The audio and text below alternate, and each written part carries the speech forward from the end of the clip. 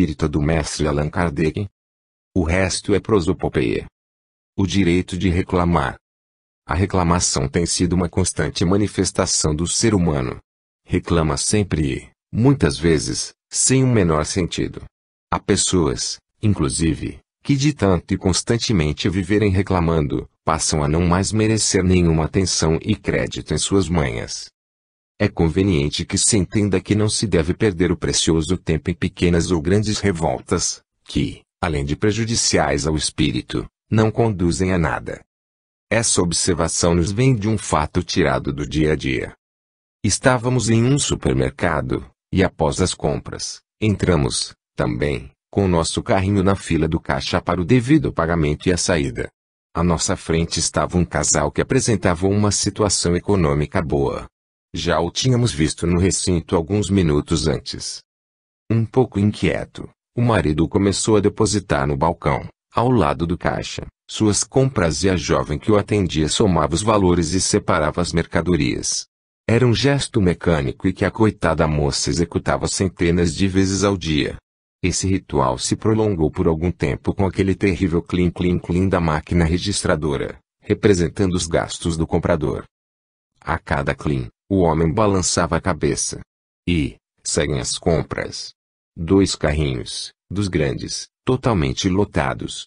O homem balançando a cabeça e a máquina no seu constrangedor clim-clim-clim, tornava o momento até engraçado. Felizmente o clim final. Que alívio! A triste notícia do valor total. Balançando a cabeça, o homem preencheu o cheque correspondente ao valor acusado pela caixa. O homem vira-se para a fila que se formava, e lá veio o desabafo. Assim, amigos, não dá. Como esse governo permite tamanha carestia? Como tudo parou diante daquela cena, ele continuou numa reclamação sem fim para todos que ali estavam. Desabafou. Fez um discurso inflamado. Todos olhavam e alguns com leves movimentos, concordavam. Outros, riam. Observamos a ridícula cena e ficamos pensando a razão que levou aquele cidadão a reclamar. Por que reclamar quando, a nosso ver, deveria agradecer? Vejamos. Foi feita a compra. Observamos que nos 2 carrinhos era grande a quantidade de material supérfluo. Chegado o momento de pagar o valor estipulado e marcado no próprio produto, tem ele, o comprador, a quantia necessária para saldar o compromisso. Por que reclamar? Poderia, e até seria compreensível a reclamação, se naquele momento o comprador não tivesse com o que pagar, tendo que devolver a mercadoria. Mas, tendo o suficiente, como vimos, deveria ser agradecido a Deus por ter e não supor que outro não tenha. Ainda mais que era visível, pendurado em seu pescoço, um enorme e rico correntão de ouro e uma medalha de Jesus crucificado. Perdeu uma grande oportunidade. Naquele momento lhe foi oferecida a opção.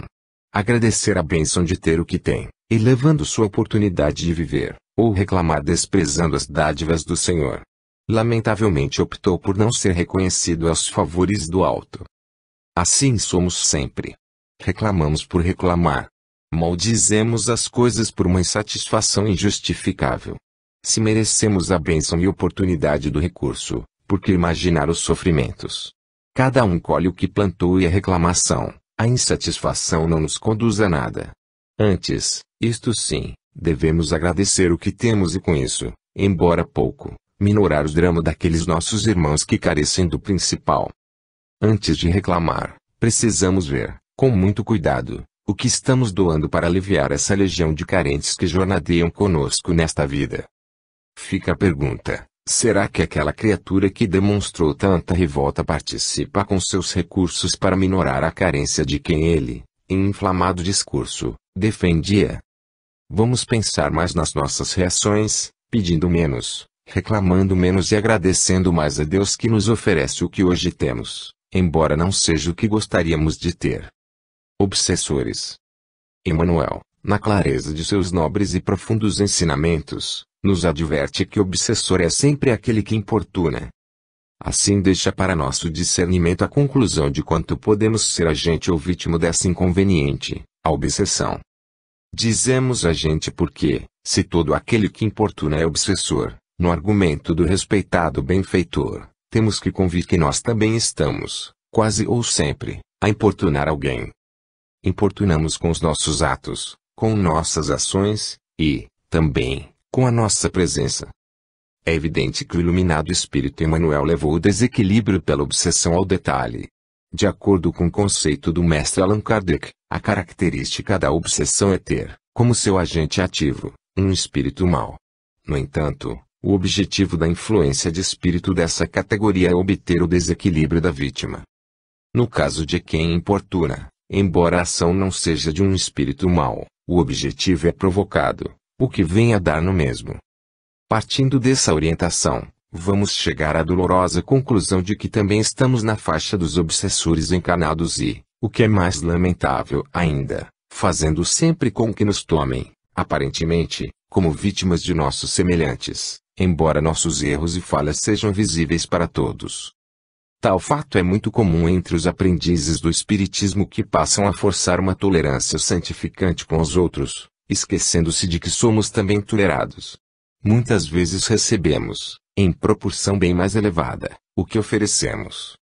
Cabe aqui o exemplo daquele homem que era tido como um protótipo de perfeição no grupo espírita que liderava. Em casa era tido como neurastênico, rude, grosseiro e intolerante pelos seus familiares. Quando a queixa desse homem, pelo tratamento que recebia em casa, chegou ao grupo, todos os demais familiares foram considerados como membros de uma falange de espíritos obsessores e que encarnaram para testá-lo e tentá-lo no caminho doutrinário que seguia. Acontece que o referido espírito atuava com dupla personalidade. Em companhia dos elementos do grupo espírita, agia dentro do mais perfeito comportamento evangélico possível. Ali tudo aguentava e tolerava. No entanto, quando chegava em casa, descarregava tudo o que suportou com hipocrisia lá fora e se tornava, realmente, um homem rude, neurastênico, grosseiro e intolerante. Com esse comportamento importunava todos os familiares. Tanto era impertinente, que só ele da família era espírita.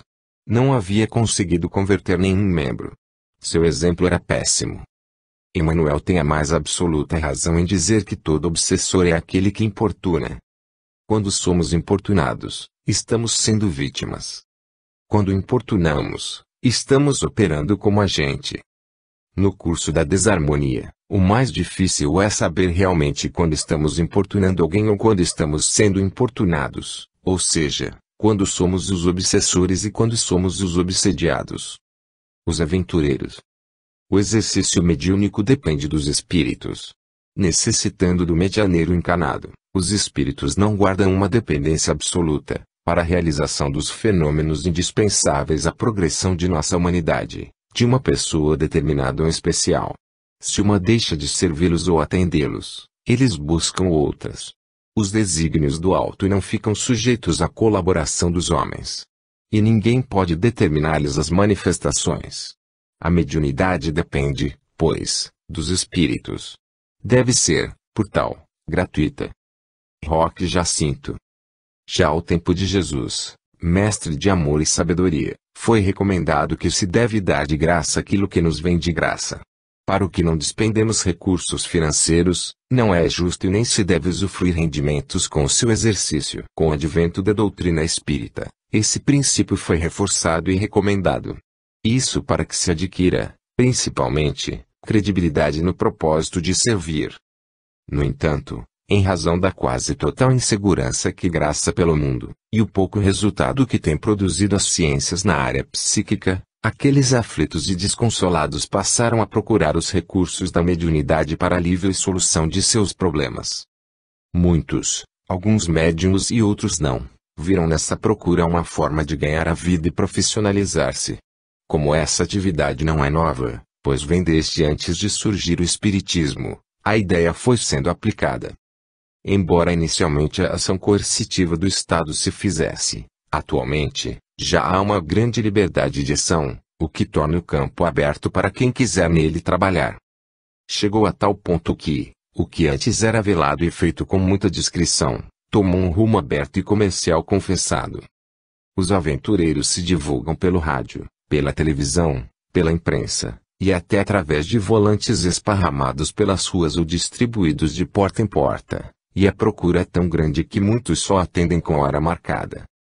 Todos, sem exceção, se propõem a consertar a vida dos futuros consulentes.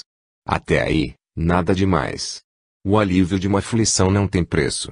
É o equilíbrio de uma alma. Acontece que o engodo começa pelo anúncio.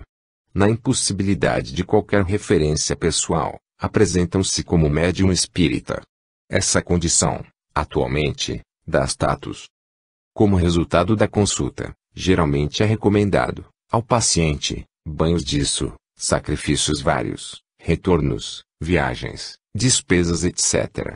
No fim o paciente sai do mesmo tamanho, quando não, pior. E assim seguem esses aventureiros, vivendo, e muito bem, à custa de incautos e desesperados seres que, trôpegos, caminham em busca de informação e equilíbrio. Isso não é mais segredo para ninguém. Certo dia chegou ao centro espírita uma jovem desesperada. Há 3 meses seu noivo fora assassinado. Chegou e logo foi contando sua dor e perguntando se era possível saber como ele estava. Disse, também, que havia consultado uma mulher na cidade, médium espírita, que trabalha na própria residência. Que essa mulher lhe havia informado que o homem, para se purificar, passa por 7 reencarnações. Só depois da 7ª, ele atinge a plena vida espiritual, não necessitando mais viver na Terra. Que o noivo da jovem havia cumprido a 4ª reencarnação, estando, portanto, ainda em grande aflição.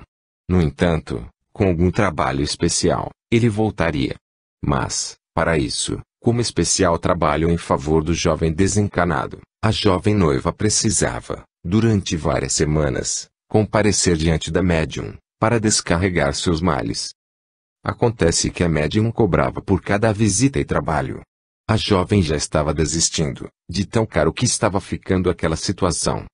Paralelamente, ainda aflita, essa mesma jovem havia consultado um homem que também se apresentava como médium espírita. Com ele, as recomendações foram outras. Deveria a jovem tomar vários banhos de ervas, porque, assim, seu noivo seria libertado das trevas que o cobriam. A jovem tomou alguns dos banhos recomendados, mas o odor que permanecia em seu corpo era tão forte que não podia nem trabalhar. Sem comentários. O dirigente do centro espírita, homem equilibrado, procurou com muito cuidado recompor a fé naquela jovem e recomendou que retornasse para ouvir o Evangelho de Jesus, servir-se do passe curador e beneficiar-se da água fluida, enquanto acudia o seu noivo desencarnado com preces. A jovem não retornou mais ao centro espírita. Disse para algumas amigas que queria e precisava de alguma coisa mais concreta e mais eficiente. O difícil, nesses casos, é a paciente desligar-se desses aventureiros. Precisa muita força de vontade e disposição. É por isso que, com muita razão, a doutrina espírita precisa e deve ser divulgada. É sem dúvida, o cuidado que demonstrou o mentor Emmanuel, quando recomendou que, hoje, a maior caridade está na divulgação da doutrina. As almas andam aflitas e na busca de soluções para seus problemas emocionais e íntimos. Só o Espiritismo é o caminho e a solução. No entanto, doutrina espírita se faz em centro espírita e, sempre sob o conceito da codificação do mestre Allan Kardec. Se o médium opera e executa seu trabalho individualmente, em sua casa ou consultório, deve ser testado sempre, porque não demonstra sinceridade de propósitos e muito menos seriedade. Se o médium recomenda, para esses casos, atividades fora do Evangelho, do passe e da água fluida, não é, certamente, espírita. Se o médium tabelou seu trabalho, fuja dele. Os bons espíritos não conhecem e nem se importam com finanças. O preço é outro. O espiritismo e a sociedade. A sociedade humana apresenta, no curso da história, o seu desenvolvimento em razão do progresso intelectual e moral de seus membros. Somente a soma desses dois fundamentais valores pode, realmente, significar o desenvolvimento da humanidade. Quanto ao progresso intelectual, a humanidade atinge, atualmente, conhecimentos que até há bem pouco tempo eram tratados como ficção. O homem transita pelo espaço, chegou à Lua e, parece-nos, muito em breve estará visitando outros astros do universo, pessoalmente. Inventos extraordinários diminuíram distâncias e fizeram o homem chegar e conversar com seus semelhantes a milhares de quilômetros. Tudo mais sofisticado, tornando a vida mais fácil de ser enfrentada. O conforto que hoje o homem desfruta faz com que se apiede de como viviam seus ancestrais há alguns séculos atrás. Todo esse conforto, fruto da inteligência e dedicação de espíritos reencarnados, seria o caos se a humanidade não sentisse os efeitos do progresso moral. Para tanto, sempre a providência divina, através de missionários e dotados, procurou alertar o homem para que pudesse distinguir, com lucidez, o bem e o mal, sentimentos que adiantam ou atrasam o homem, ser permanente do universo, em sua marcha para a redenção. Assim a humanidade veio progredindo e chegou, com muito esforço, a situar-se no plano em que se encontra. Porém, os maravilhosos ensinamentos de Jesus, embora grafados para conhecimento e aplicação, foram sendo, pela humanidade, esquecidos ou quando não, adaptados a determinados comportamentos, individuais ou grupais. Com o surgimento da doutrina espírita, foi anunciado um novo ângulo da vida moral da humanidade. Rompeu-se o limite, antes terminal, do túmulo. A humanidade aumentou de número. Antes, o que se contava era o que se via. Atualmente, o que se conta é o que se vê, ou vê sente. Uniram-se ao mundo fisicamente visível, os seres invisíveis. E com o passar do tempo essa situação vem se tornando tão real, que não pode mais ser ignorada. O homem vive após o túmulo. Trocando a antiga crença das penas perpétuas e os gozos perenes, pela realidade do progresso conforme as próprias forças, a humanidade ficou mais consciente. Sabendo que gozará ou sofrerá conforme tem individualmente obrado, a humanidade ficou mais responsável. É certo que ainda caminha quase que no ponto inicial dessa longa estrada. É certo que esse conhecimento ainda produz pouca convicção. No entanto, também é certo que é muito recente a indicação desse caminho. Poucos dele tomaram conhecimento. A doutrina espírita, há pouco mais de um século revelada, tem um grande papel social no progresso da humanidade. Embora seja abrangente e total seu propósito, primeiro procura a busca do indivíduo, como objetivo maior. Após a conscientização do indivíduo, com a soma de todos, atingirá a humanidade, compreendida na totalidade de encarnados e desencarnados. Esse é o grande e monumental efeito do espiritismo na sociedade. Reformar o homem. A partir desse ponto, tudo no futuro será mais feliz e reinará a harmonia. Esse objetivo não pode ser obra de improviso. Não adianta mudar só por mudar. É preciso estar convicto do papel que representa essa mudança e no que resultará. Nada se consegue nem se produz por imposição. É preciso a decisão. É fundamental a certeza. Assim, quando o número de homens mudados e conscientes do bem for a maioria, as injustiças e desacertos serão evidentemente menores, e até deixarão de existir. Com essa destinação foi o espírito criado. Dentro do princípio doutrinário espírita, não é a sociedade que forma o homem, mas sim, o homem que forma a sociedade. A sociedade em seu comportamento global é sempre resultado de seus componentes. A sociedade boa, má, justa ou injusta, é sempre reflexo do comportamento dos homens que a compõem. Assim o espiritismo não só contribui, mas é o próprio progresso moral da humanidade porque prega, como princípio básico, a reforma íntima do homem, trazendo para o verdadeiro sentido da caridade. Os cargos e os encargos. É evidente que a doutrina espírita, no seu tríplice aspecto de ciência, filosofia e religião, trouxe para grande parcela da humanidade que realmente sentiu e sente, viveu e vive, seus postulados com dignidade cristã, o consolo e a disposição de trabalhar para a redenção própria dos que seguem, também, esta jornada encarnatória tão difícil. Não que o exercício da doutrina espírita exija templos, igrejas, ou outro qualquer local determinado para se fazer presente. Como o Cristo, o Espiritismo tem como templo o universo e, primordialmente, a criatura humana.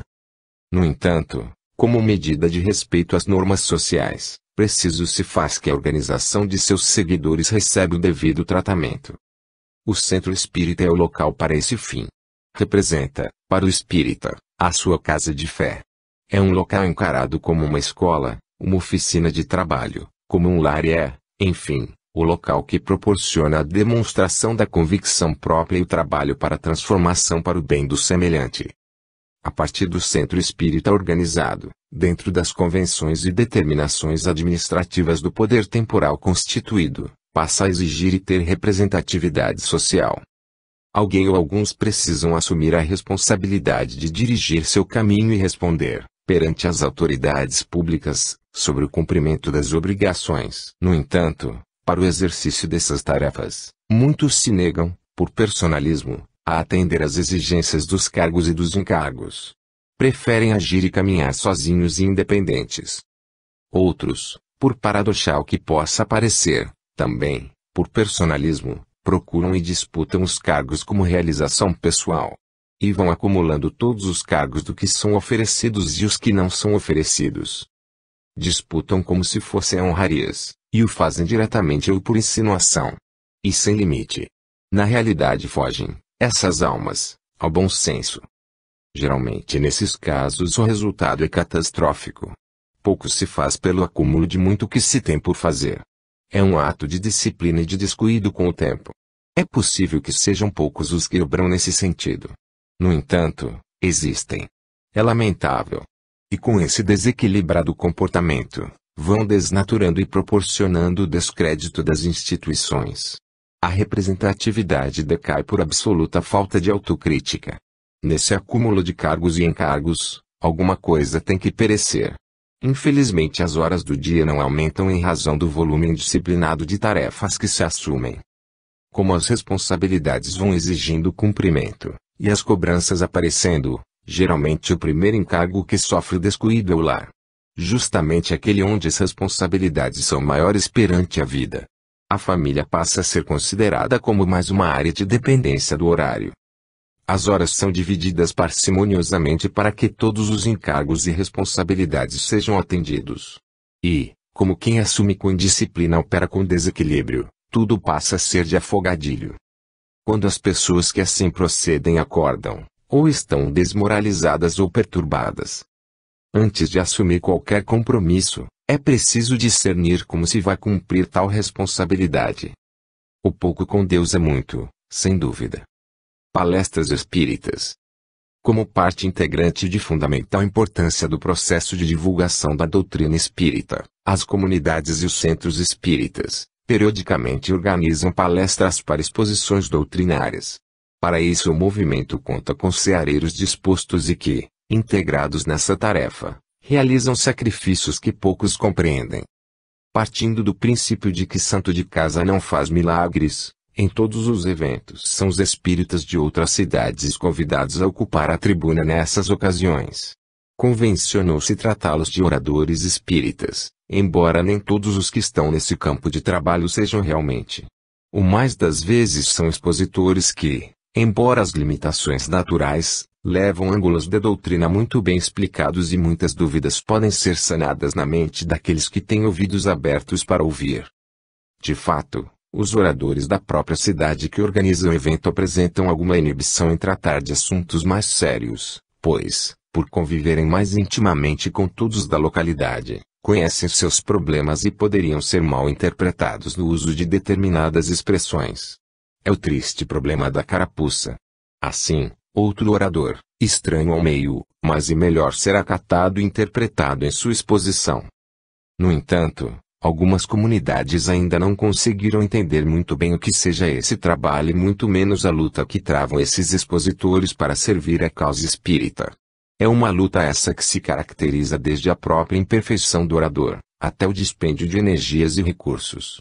Isso sem contar, o mais importante, que é a substituição do próprio lazer da família.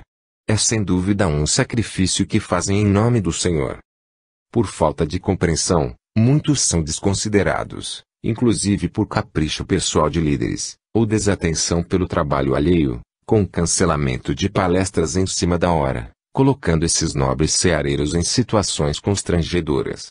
E perguntarão, mas isso acontece? Pasmem. Acontece de verdade. E por ridícula atitude, ridículos também são os argumentos usados. Infelizmente a desarmonia no movimento espírita é um fato que não é desconhecido e nem ignorado por ninguém. Raros são os núcleos coesos, pois, ideias e lideranças não raro divergem. Existem, inclusive, lamentavelmente, divergências pessoais irreconciliáveis e perigosas. É um mal que cresce assustadoramente, desagregando almas que estão no lugar onde o amor, a fraternidade, a tolerância, a resignação e a compreensão deveriam ser a tônica da própria vida. Criaturas assim deveriam furtar-se aos cargos pela incapacidade ética de assumir os encargos. Mas não. São os primeiros a disputar as lideranças e, depois, tripudiam no trabalho alheio. Isso é desamor. Isso é indício claro de infiltração espiritual negativa.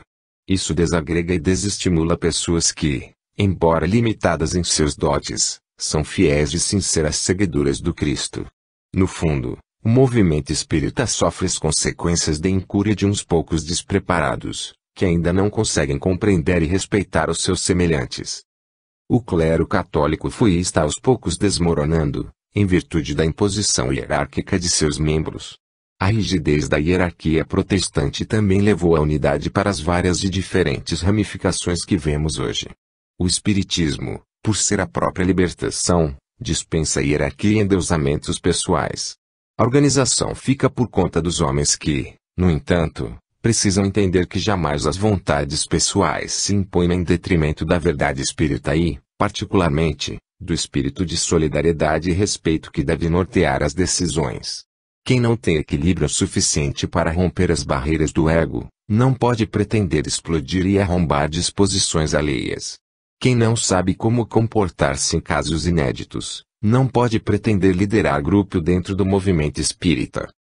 Cancelar uma promoção é prova inequívoca de falta de planejamento, e o movimento espírita não pode e nunca ser obra de improvisos desconcertantes.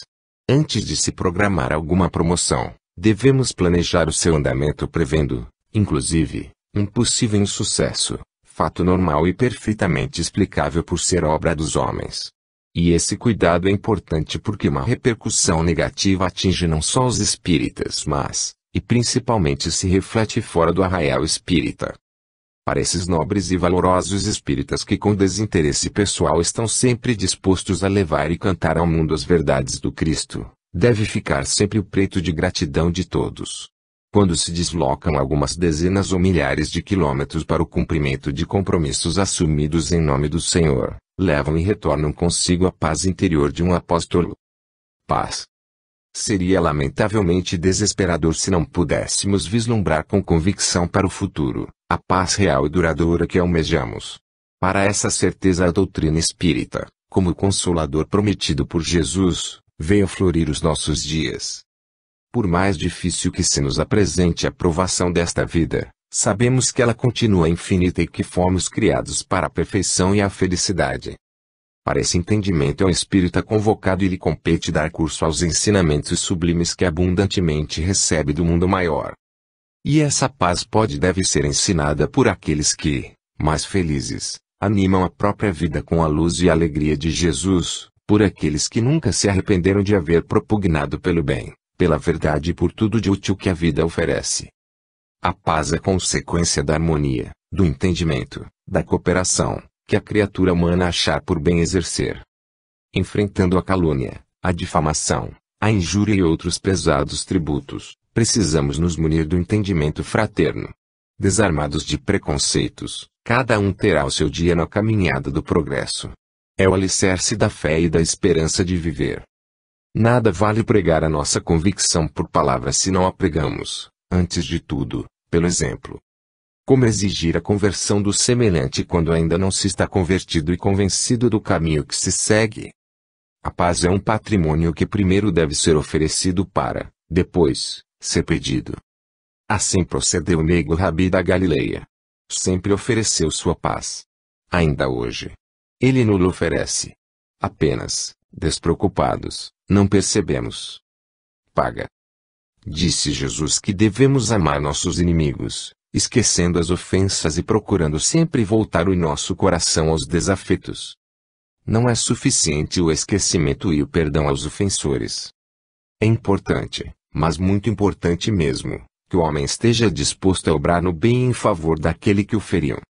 Se é difícil esquecer as ofensas, se é difícil voltar o coração aos desafetos, como poderemos fazer o bem aos nossos inimigos? particularmente ao espírita que já tomou conhecimento da reencarnação e sabe da indiscutível lei de causa e efeito, os inimigos devem representar, sempre, uma oportunidade de redenção. O sentimento de reação aos atos prejudiciais do semelhante não pode ser abrigado nos corações voltados e caminhando para o bem. Antes de, erroneamente, esperar que os outros venham a pagar o que entendemos de mal que nos é feito, nós estamos pagando e ressarcindo, isto sim, um mal que já fizemos. Já advertiu o mestre Allan Kardec, que conhece-se o verdadeiro espírita pela sua transformação moral, ou pela luta que faz para domar suas paixões inferiores. Ao espírita que, pelos inúmeros meios que o mundo mal vem proporcionando ao longo do tempo sobre a necessidade de não se poupar em energias para a reforma interior, esse conceito deve e precisa ser seguido. Transformar ou lutar constantemente para dominar as imperfeições, é o caminho. Quem, embora encontrando muita dificuldade de conseguir a transformação, lutando com disposição, força e equilíbrio, já está no rumo certo. É nesse conceito que o espírita deve enquadrar-se sob pena de ser apenas um assíduo frequentador de centros espíritas e nada mais. Prece de Caritas. Se a inquietação te bate à porta, busca a prece e medita. Emmanuel. No dia 25 de dezembro de 1873, em comunicação dada em Paris, um nobre espírito que se identificou como Caritas, nos legou uma das preces de conteúdo e sentimento mais lindo que a humanidade já conheceu. Tão profunda e abrangente foi esse sentimento que se tomou a prece de Caritas, conhecida e cantada em todo o mundo, não só no meio espírita, mas também fora dele, no curso de todos esses anos. Particularmente aqui no Brasil, essa mensagem já recebeu milhares e milhares de reproduções, todas servindo, invariavelmente, de modelo para aqueles que necessitam e clamam por socorro do Senhor. Os espíritos não recomendam um modelo absoluto de prece. A doutrina espírita conclama a todos para uma comunhão com Deus através da espontaneidade dos sentimentos. Nem sempre o homem se encontra em condições e sabe como deve se dirigir ao Senhor. São inibições perfeitamente justificáveis. Isso não desmerece ninguém. Os próprios apóstolos, sentindo essa dificuldade, consultaram Jesus de como deviam orar. E o Mestre Jesus nos legou a prece de Pai Nosso. Outros mensageiros do Senhor, como Caritas, nos ofereceram e muitos ainda oferecem a ideia e ponto de convergência de intenção. Esses mensageiros com suas preces orientam aqueles mais inibidos e embaraçados, como chegar ao Pai. Mostram o caminho. Quando ouvimos companheiros em reuniões se socorrerem desses modelos, sempre somos tomados de muito sentimento e, com eles, voltamos nossas vibrações ao Senhor. Louvado seja toda alma que canta louvores a Deus, com disposição e sinceridade do amor. A prece de Caritas, transmitida por via mediúnica, exatamente no dia do Natal de Jesus, é a glória daqueles que reverenciam o Mestre como emissário divino e condutor das almas sinceras para a redenção junto ao Pai. Vibremos sempre com a prece, seja ela espontânea ou decorada. O sentimento da criatura que a profere não é passível de medida por ninguém, senão por ela mesma. Somente assim adquirimos a força moral necessária e imprescindível para vencer as nossas dificuldades e, acima de tudo, seguirmos o caminho do Senhor. Quando, em dia tão significativo, o Espírito Caritas orou ao Senhor, deixou para a humanidade um raio de luz para a eternidade. Pensamento. Somos sempre fruto de nossos pensamentos. Com isso podemos compreender e sentir que categoria de espírito desencarnado convive conosco. Constantemente somos tentados a manter ideias não muito nobres. Ainda somos portadores de larga margem de imperfeição. Isso é óbvio e não pode ser ignorado. E essa característica é meio de atração aos espíritos desencarnados que se comprazem nesse campo mental. À medida que mais aso damos a essa infiltração, mais e mais nos colocamos na faixa mental do desajuste. Daí para a obsessão é curto o caminho. Infelizmente é fato que o orgulho, egoísmo, vícios, não permitem libertar. Tal fato se dá porque muitos consideram esta encarnação como o ponto culminante único da criação divina. Nada mais existe nem é considerado além do curto período que medeia entre a maternidade e o túmulo. Sabiamente o apóstolo Paulo já advertia a humanidade, dizendo: pensai nas coisas que são de cima. Realmente é necessário que se tenha suficiente força de vontade para pensar e agir em torno das coisas perenes do espírito. Esquecer, pelo menos um pouco, as coisas efêmeras da matéria, e voltar os pensamentos para as coisas transcendentais é um impositivo de urgência. Propriedade. Já sabe de sobejo a criatura humana que todos os bens que possui ou vier a possuir na terra lhe são e serão cedidos por empréstimo e a título de aplicação para a melhoria própria e alheia. Nada se leva para o túmulo. E muito menos para depois do túmulo. Só o que representa patrimônio real, perene, é o volume de virtudes que adquire e que passa a fazer parte integrante do espírito.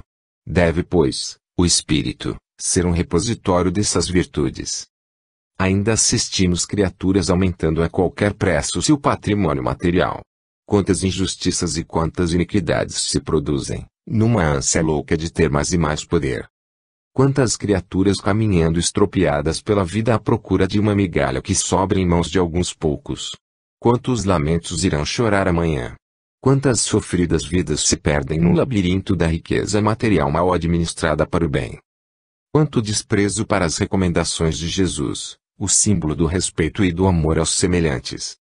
O reino de Deus, para o qual segue a nossa destinação, é o mundo sublime do espírito redimido de suas faltas e de suas impurezas morais. Aprimorando o espírito, através de valores sublimes, está realmente a criatura capitalizando com juros para a vida eterna. Quanto ao mais, representa apenas alguns momentos de transitória felicidade. E só. Não será compreensível que continuemos insistindo na obtenção da paz verdadeira, quando ainda disputamos acirradamente os bens e a posse dos valores efêmeros para a matéria. Querelas domésticas. A educação deve ser ministrada no lar e na escola, prevê o princípio básico da harmonia social. A instrução doutrinária espírita não pode ser encarada de outro prisma, sob pena de vir em detrimento de seus próprios fins. O espiritismo deve ser ensinado e exemplificado no lar e no centro espírita. De nada adianta a procura incessante do Evangelho de Jesus nas casas espíritas quando, no lar, olvidam-se os princípios adquiridos nessas oportunidades. Com excelente campanha de evangelização infantil pelas casas espíritas, tem surgido a oportunidade de se levar para as crianças as primeiras notícias da vida espírita. No entanto, como sempre acontece em outros ramos do comportamento humano, nem sempre esses ensinamentos adquiridos no trabalho de evangelização têm continuidade no lar. A prática deve e precisa ser assumida pelos responsáveis no lar. A teoria mostra, informa, mas a prática é que ensina e educa. Todas as mazelas e obstáculos no lar são reais oportunidades que tem o espírita de testar a potencialidade de sua fé e que está armazenada em seu íntimo. A real escola que a vida nos oferece é, sem dúvida, o lar. Se sabemos que reencarnamos para suprir e tapar arestas ainda existentes, por que não usar a resignação e a tolerância para enfrentarmos os problemas? No entanto, é bem mais fácil e simples seguir pregando e não exemplificando. Vivemos inteiramente voltados a um constante aprendizado, mas não conseguimos reter o mínimo do que nos é ensinado. Amor e instrução. Primeiro passo que devemos dar junto ao nosso próximo mais próximo que aquele que conosco caminha dentro da vida íntima doméstica. Religião espírita. Vez ou outra vem à tona certos fatos que, por serem polêmicos, sempre trazem ou provocam um certo aborrecimento entre os espíritas. Não se pode nunca perder de vista que o espiritismo é uma revelação divina aos homens, que veio suceder as duas revelações anteriormente oferecidas pelo Senhor a Moisés e Jesus Cristo. Portanto, as três revelações, particularmente a de Jesus que nos trouxe a Boa Nova, ocuparam espíritos superiores e que fogem de nossa limitada capacidade de análise. Jesus, cujo ensinamento serve de modelo e norma de conduta para os homens, tem seus conceitos, que ultrapassaram o tempo e o espaço, após 2000 anos, atuais e presentes.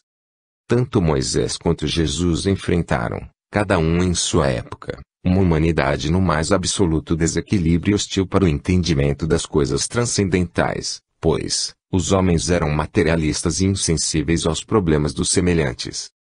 Pregando o amor a Deus e a disciplina, eles fugiam da realidade das épocas e perturbavam os poderosos do mundo.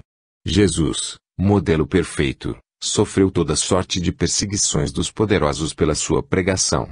Após a sua partida, seus apóstolos, os cristãos, representaram a chaga que corroía a corrupção e o inescrupuloso comportamento das cortes do Império Romano que dominava o mundo e os homens, até em suas ideias.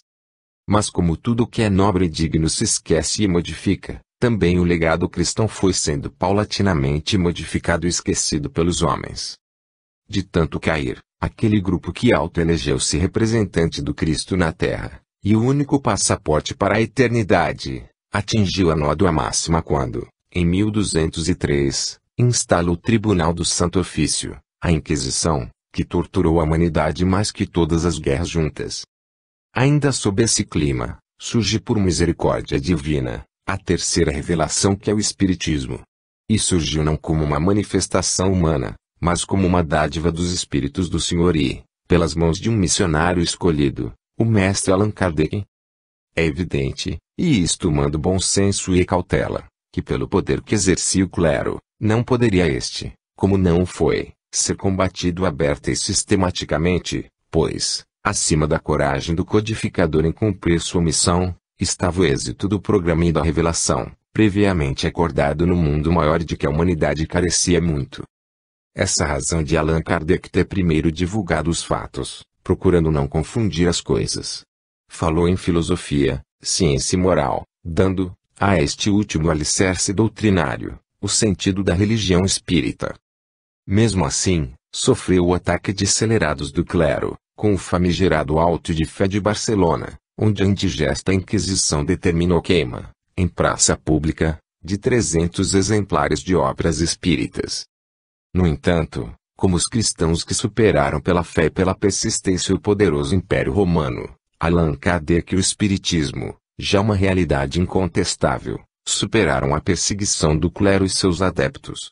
Termina, com lógica, como uma religião efetivamente, visto que os seus postulados são baseados nos ensinamentos do Cristo e, como consequência, ligam a criatura ao Criador.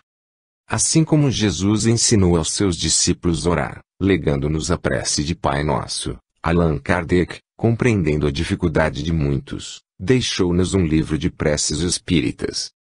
Em sua obra juntou a mais sublime forma de comunhão e rogativa ao Pai, que é a prece de Caritas. Com o tempo, foram surgindo novas orações, através de espíritos altamente evoluídos como Bezerra de Menezes, Cair Bachutel, Amélia Rodrigues, Maria Dolores, Emmanuel, Joana de Angelis, e muitos outros, todas elas nos ligando pelo pensamento e pelo sentimento a Deus. Hoje somos uma religião, com a mais absoluta liberdade de manifestação. No entanto, não foi sempre assim como nos conta a história. A doutrina espírita em seu tríplice aspecto, e por extensão os espíritas, embora no passado tenha com dignidade enfrentado o poder do clero, vem, com o tempo, se firmando perante a sociedade. E como tal deve e precisa ser preservada. E como tal tem a sua pureza. E como tal nos foi legada. Por não ser um patrimônio pessoal de ninguém, não comportando púlpito e determinações, deve ser respeitada, por caridade, a convicção de cada um. Isso compete a todos que se agasalham no espiritismo. Mudar apenas por mudar, sem nenhuma lógica na proposição, é personalismo. É, no mínimo, uma forma esdrúxula de aparecer. Quando a nossa carência de conhecimentos não nos permite ainda abraçar a filosofia ou a ciência espírita, vamos com ardor abraçar o Evangelho de Jesus e seguir com dignidade a religião espírita que, certamente, é o caminho que nos liga ao nosso Criador. Que os espíritos bons e puros nos conduzam por esse caminho abençoado para que possamos chegar ao porto seguro, onde o amor prevalece e que é emanado do Altíssimo. Semeadura e colheita. Disse Jesus que a semeadura é livre, mas obrigatória será a colheita. O que semeamos, indiscutivelmente teremos que colher. Essa semeadura se refere aos atos e ações que dermos causa no curso de nossa vida terrena. É o reflexo de nosso comportamento. Se esses atos e essas ações refletirem o mal, colheremos, no futuro, nesta ou em outras vidas, resultados maus. Se o nosso comportamento, no entanto, refletir o bem, o resultado será colheita boa. As más ações e os maus atos são simples e fáceis no cotidiano da vida. A todo instante somos por eles testados e tentados. As boas ações e os bons atos, entretanto, são verdadeiramente de difícil prática. A semeadura e a colheita representam o resultado de nosso comportamento de vida. Entre todos os meios que nos são colocados nas mãos para um comportamento voltado para o bem, por misericórdia divina, está a doutrina religiosa que esposamos, o Espiritismo. Como estamos engajados nesse caminho religioso que nos alimenta a alma e nos alivia e consola, está aí o caminho para a prática da fraternidade e do amor, difundi-lo. Quanto mais levarmos aos nossos semelhantes, companheiros de jornada nesta vida, também vítimas de aflições, o meio que encontramos para romper esses obstáculos, mais estamos próximos da caridade. Acreditamos que só difundir a doutrina espírita não basta. Algo mais compete como complemento e cuidado. É necessário que paralelamente à difusão doutrinária se tenha cuidado de zelar para que junto com os seus conhecimentos não sejam geminadas deturpações que possam desviá-la de seu verdadeiro e puro sentido. É o mesmo que se um lavrador semeasse a terra e esperasse para a colheita do fruto sem os cuidados necessários da eliminação das ervas daninhas. Juntamente com a planta boa, seria crescido o inconveniente e indesejado, dando, no fim, colheita desvalorizada por impuro produto. No entanto, se durante o crescimento da semeadura boa tiver o lavrador o cuidado e o zelo de ir eliminando o que for indesejável, colherá ele, no fim, frutos puros e isentos de elementos estranhos. O mesmo se dá quando divulgamos os conceitos da doutrina espírita. Devemos pregar e difundir com muito vigor e muita disposição o espiritismo, mas, acima de tudo devemos zelar pelo seu crescimento nos corações daqueles que aceitaram o caminho, para que não seja a doutrina deturpada pela conveniência humana, fato tão comum nos homens. A divulgação doutrinária e o cuidado que se deve ter com sua aplicação correta, é um dever de caridade diante de tanto sofrimento que campeia pelo mundo. O fruto será a transformação da humanidade, com reflexos positivos no futuro. A doutrina espírita nos mostra, desvendando os mistérios da vida após o túmulo, a grande responsabilidade que nos assiste diante dos atos e decisões que tomamos. Semear é fácil. Difícil mesmo é colher. Para se ter consciência dessa dificuldade, hoje estamos colhendo o que ontem plantamos e, amanhã, iremos colher o que hoje estamos semeando. Se a colheita de hoje não nos agrada, temos que, logicamente, tomar muito cuidado com o que estamos semeando.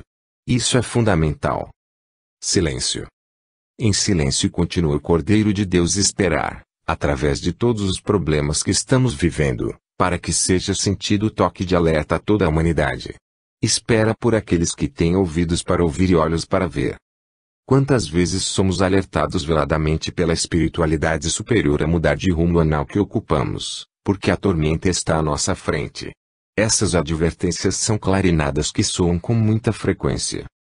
No entanto, o quanto caracteriza a nossa ignorância, ficamos sempre e continuamente no rumo anteriormente traçado, embora sabendo que seguimos em erro. E quando chega a tormenta, naturalmente sussurramos e, náufragos, procurando em desespero uma tábua segura. Desesperados poucas saídas encontramos. As dificuldades aumentam. Depois de muitas dores, lágrimas e aflições voltamos ao ponto de partida. Retornamos ao que, em silêncio, Jesus nos vinha indicando, o Evangelho. Quem tem ouvido de ouvir, ouça antes que tarde. O chamamento é constante. Precisamos pensar mais no caminho que nos leva, em segurança, para a felicidade eterna. Teremos o que doarmos.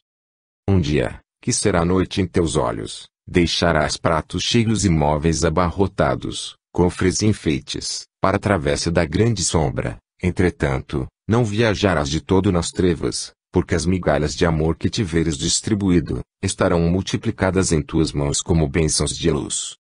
Meme. Tem sido a humanidade atingida por uma preocupação materialista que chega a assustar.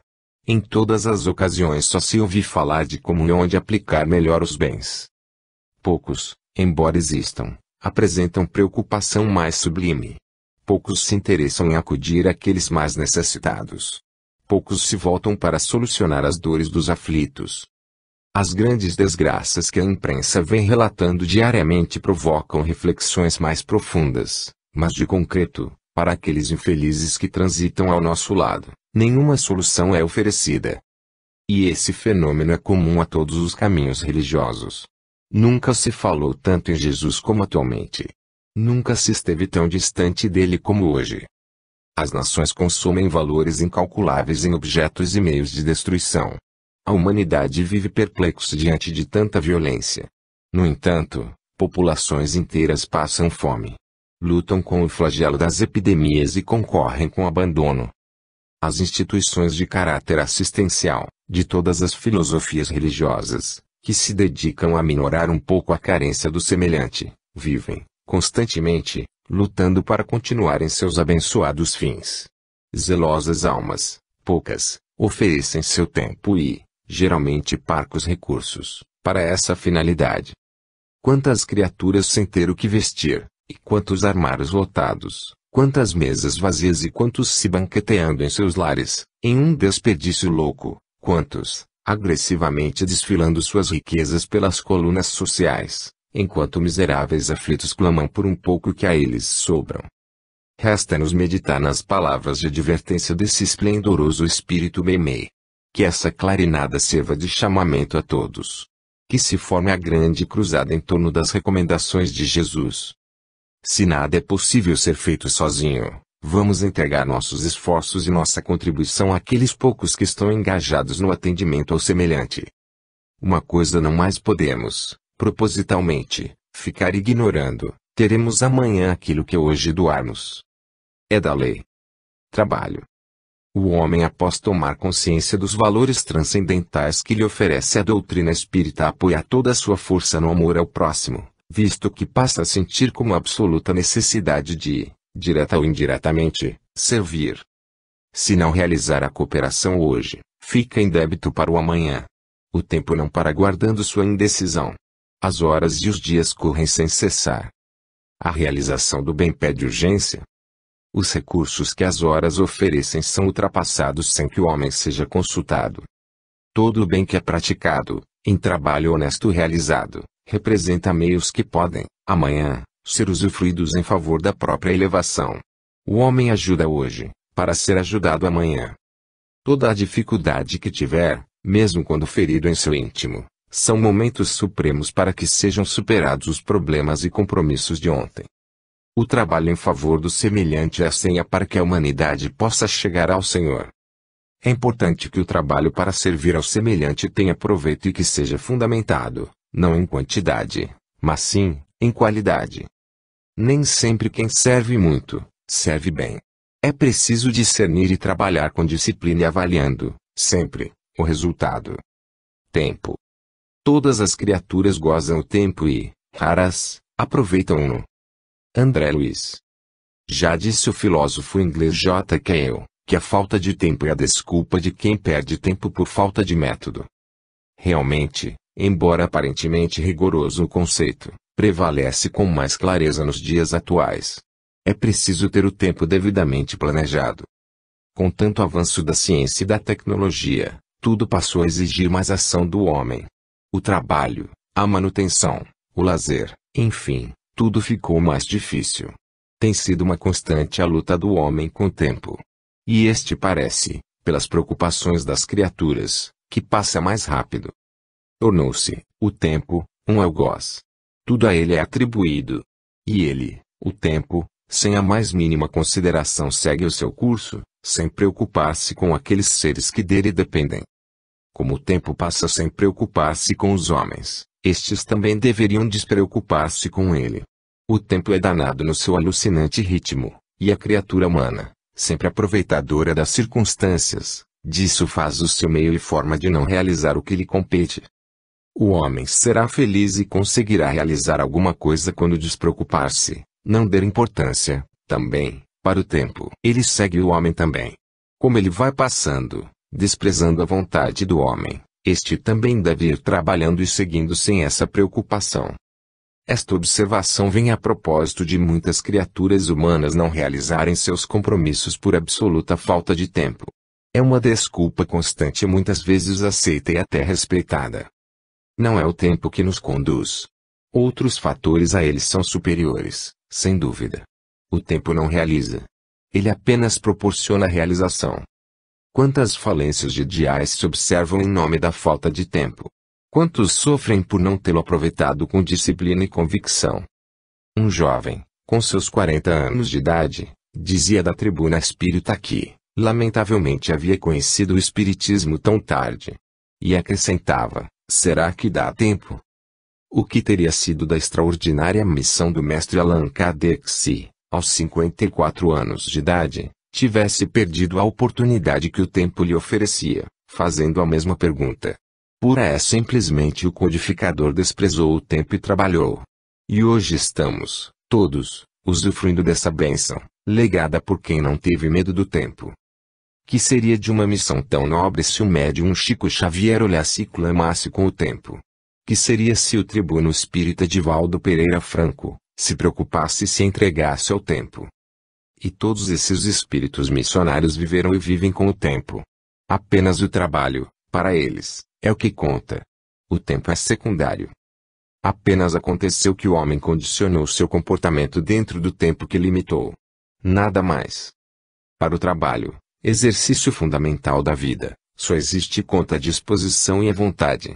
Para estender o trabalho em benefício dos semelhantes, o melhor exemplo é seguir os que caminham nesse sentido.